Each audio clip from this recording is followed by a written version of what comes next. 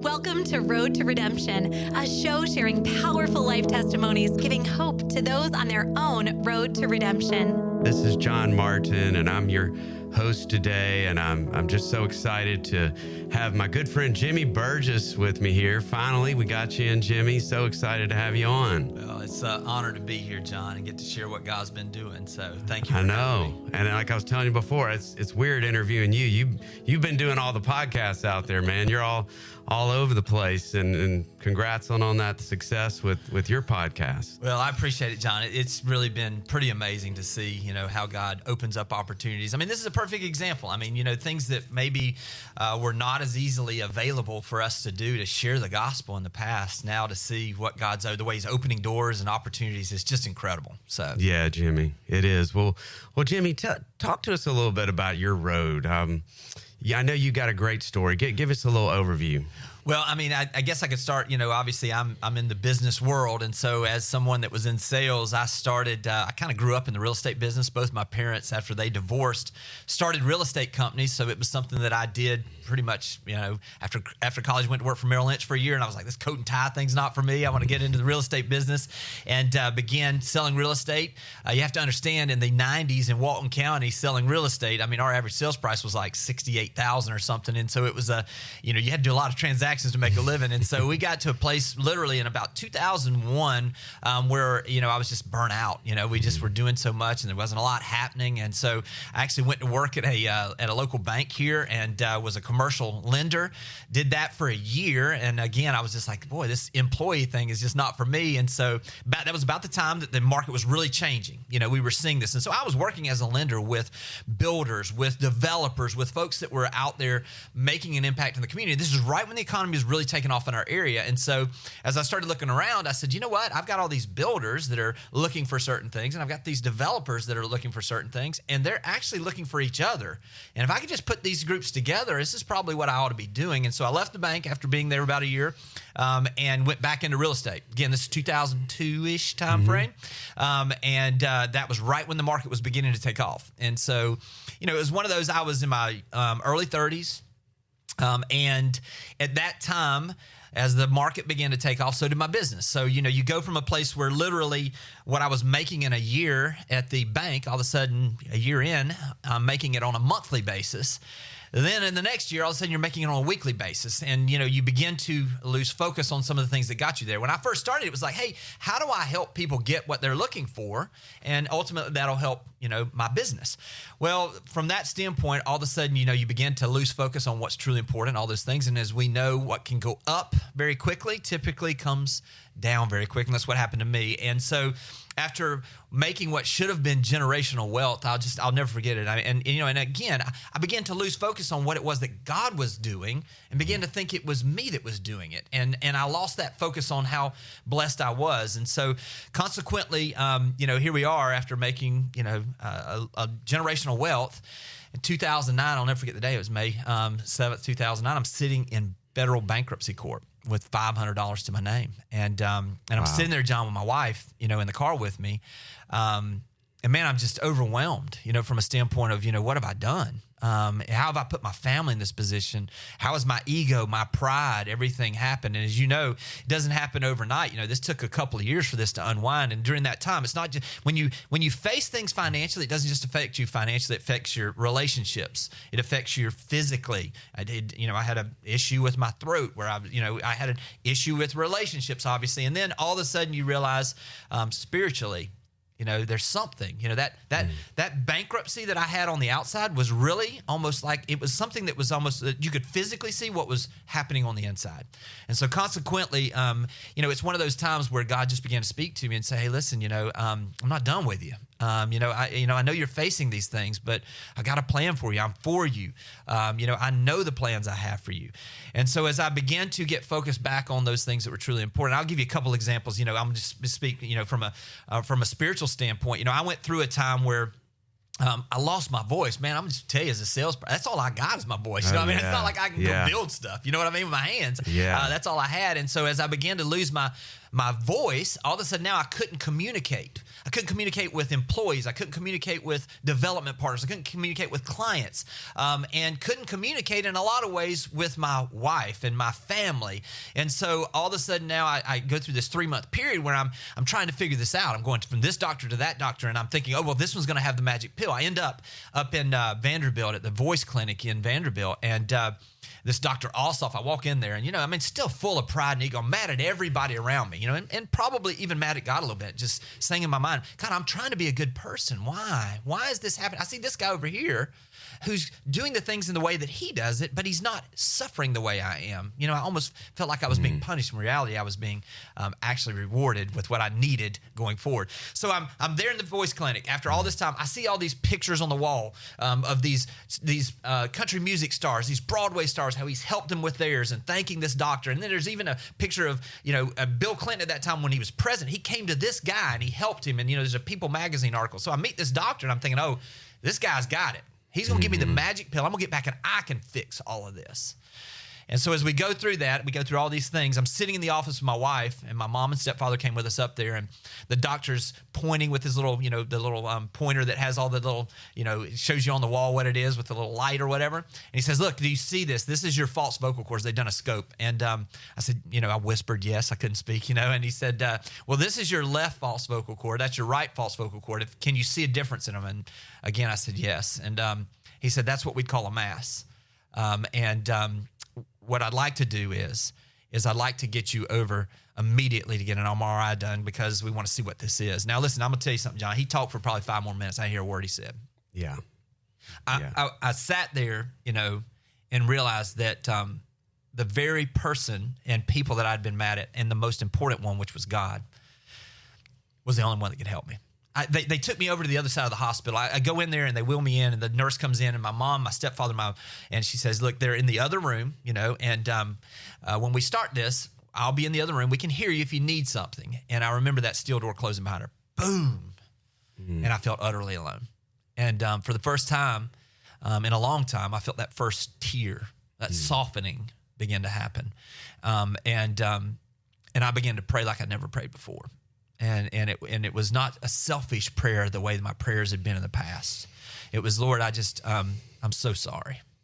I'm so sorry for not being the man you created me to be, the husband, the father, the leader, to use the influence and the affluence you gave me in a positive way. And I just pray that, Lord, if it be your will that you bring me out of this, I want to be a different man. I want to serve you the rest of my life. And I just remember, it seemed like it was no time. I don't know how long I was in there, but I left that room a different man. And I ended that prayer that time in ways that I'd said before, but I'd never truly meant it. I said, but Lord, not my will, but your will be done. And it was different. There was a change in my heart, and it was a humbling that had to happen. A few months later, about a month later, they call us immediately on after that. And they said, hey, listen, it looks like this is a clear cyst. We're hopeful. We've got a baseline now. We want to do some medication, some things. We want you to come back in a month and tell us, and we can see where baseline, where we are. And then we'll run tests at that point. We don't want to prick this thing, worry with it right now.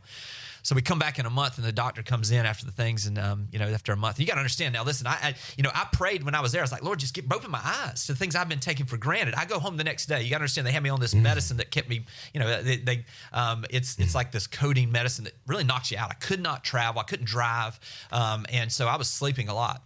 And I remember I'd said, "Open my eyes, Lord." And my wife came in that next morning. And she brought medicine and sat it by my bed. She didn't say a word, John. She just gave me this little smile, and she walked out, and it was like God revealed to me. She meant it. She meant it when she said for better, for worse. She meant it when she said for richer, poorer, sickness and health, good times and bad. And when I realized that, it was like, God, thank you for the opportunity to be the husband I'm supposed to be. And thank you for a wife that stood with me when I was at my low and when I wasn't all that she deserved. Later that day, I fall back asleep because that medicine will knock you out. That afternoon, I hear my daughters at that time come through the door, coming home from school. And my young daughters run back to the room to their sick father in the bed, and they crawl up in the bed with me. And I got one on each shoulder, and they're laughing, and they're talking about their day. boom, it's another one of those times. It's like God says, these are the most important gifts I've given you and entrusted to you. Lead them in the way that they should go. Wow. I sat there thinking, listen, I was not out there running crazy, man, but I was going to get mine. I'm living in Defuniak, driving down to South Walton, and during that time, I would wake up at 4 o'clock in the morning and drive down as quick as I could to make sure that I took full advantage of what opportunities I had in my business. And then I wouldn't get home some nights until 10 o'clock. So these girls that were sitting up in this bed with their dad in the middle of the afternoon, there would be days I wouldn't see them, and the only interaction we would have is me kissing them on the forehead because they're still asleep when I left, and kissing them on the forehead when I got home. Because my focus was on the things of this world and the things instead of the gifts that God had given me. Yeah. And so as I began to go through that, we go back a month later, and all of a sudden the doctor does all these exams and comes back and says, Jimmy, we can't believe this. There is no sign that you even had anything on your throat. And he said, this medicine is doing an amazing job. I said, God, I said, listen, doc, I appreciate everything you're doing, but this ain't about that medicine. And from that day forward, I've tried to walk in everything they had. Now, listen, you got to understand, because this is something that I think sometimes we get confused on. I get that diagnosis. I still had to walk through this for another 2 to 3 years of pain, of difficulty, of consequences of my actions. So I don't want to tell you that, hey, I walked out of that, everything's fine. No, you see, this is a process with God.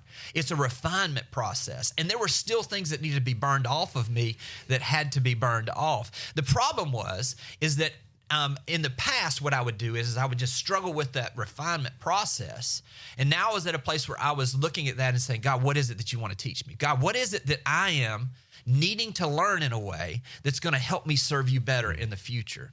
And one of the things that I found, John, and I'll wrap this part of this up is that as I came out of the backside of this is that the best way to heal the wounds that we have is to share with others what we wish others would have shared with us. So, see, there may be somebody listening to this that maybe is in the struggle, and I want to give you hope because, and understanding that God's for you, that he's got a plan for you, and that where you are today is not where he ultimately wants you to be. He is preparing you for what he's got standing in front of you. And then there's some people that maybe have been through that before, and now you're like, oh gosh, thank you, God, for getting me through this. Let me tell you how you honor that, is you go back and you help others the way you wish people would have helped you. The beauty of it is that every single bit of it, God's working for his good. So what are we going to do with those struggles we're in, those struggles we've been through, and what are we going to do to support those others around us? Ultimately, when I finally came to the conclusion, this wasn't even about me. This was about children that saw a father that overcame what the enemy threw at him, that overcame his own struggles. This was about being a husband that understood and valued his father, because the way, my wife said this to me one time, and it means so much to me, the way that my daughter saw me treat my wife is what they will accept from their husband. And how do you want your son-in-law to treat your daughter? The way that my son now sees me, does he see me serving others or serving myself? Does he see me following God in a way that inspires him to be more of God, who God created him to be? You see, I think every single one of us, I mean, anybody that's listening to this has come through something. Yeah. We aren't where we are on our own power. God's been bringing us through it. So what is it we're going to do with that to share with others to help them go through those? Wow. Such good stuff, Jimmy. And now I'd like to talk a little bit about, because obviously you were healed. I know you wrote a book about all this, but I know today, I know you're in real estate, and you've got a great real estate. You're CEO of a real estate company. You've got a podcast. People look at you and you're just doing great. What can you share? What are you doing today out there to impact the kingdom? What talk to us a little bit about that. Well, I love the old saying that preach the gospel, and if you have to, use words. I try to spend every day saying less of me and more of you, God. What is it that I can make sure that others see more of you and less of me? It's, and the beauty of having a past that we've all had is that you understand that things can change very quickly. And so from that standpoint, I try to take advantage of every opportunity I have. I'm really working on this, John. I think we all, high drivers, it's next. Yeah. I'm really trying to be more present. I'm trying to understand that every single person that I have the opportunity to be in front of, that God puts in front of me, that there's a purpose in that. And what is it that I'm supposed to do, or is he supposed to say through me to that person to encourage them. And so for me, I mean, obviously it's just being diligent, being focused on what it is that he has for me to do. It is, as long as I focus on what it is and I follow that on a daily basis, it seems like everything else takes care of itself. And again, just continuing to focus on what are the needs of the others around me. Don't get numb to that, to get back to a place where I'm serving myself. I just want to find and continue to try to figure out what it is that I can do to serve others. Mm-hmm. That's good.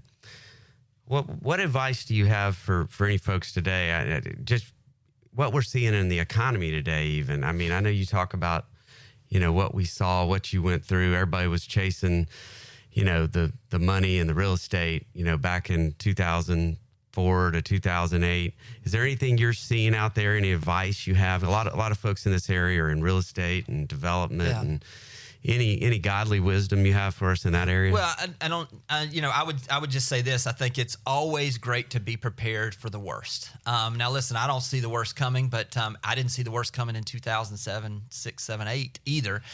So what I would just say is listen, if you prepare, do everything that God lays out, which is reducing debt, which is saving, which is preparing, which is building an ark, so to speak, for your family while we have the opportunity. We are so blessed to live in an amazing place that has so much opportunity. I told somebody that living in this area when I came back home after college to this area was literally, it was a sacrifice. I mean, there were other opportunities that were much bigger in other places. Now, as my daughters graduate from college, all of their friends want to be here. This is where the opportunity is. So as far as what I would just suggest is just follow the biblical model of saving, of preparing, of building an opportunity for you to bless others. It's hard to pour out of an empty vessel. And just make sure that you're filling yourself up spiritually, physically, and do the things you can do and the giftings you've been given, and God will take care of the rest of it. Well, Jimmy, what else like outside of real estate? I know, what are you passionate about? What's driving Jimmy Burgess today? I'm just passionate about people, man. I love being around people. I love seeing people being all that God created them to be. I enjoy being around. I think it makes me feel younger, to be around. For me personally, seeing young men that are stepping into leadership roles, seeing different people that maybe have an opportunity, but they don't even realize how big what it is that God has planned for them. And when I say big, I'm not talking about finances. I'm talking about impact. I'm talking about seeing young men that didn't even know their fathers being great fathers. I'm talking about seeing young men who are getting married for the first time in generations in their family. I'm seeing young men come to a place where that no one in their family had an education, getting an education and changing their trajectory of everything involved in their family for generations to come.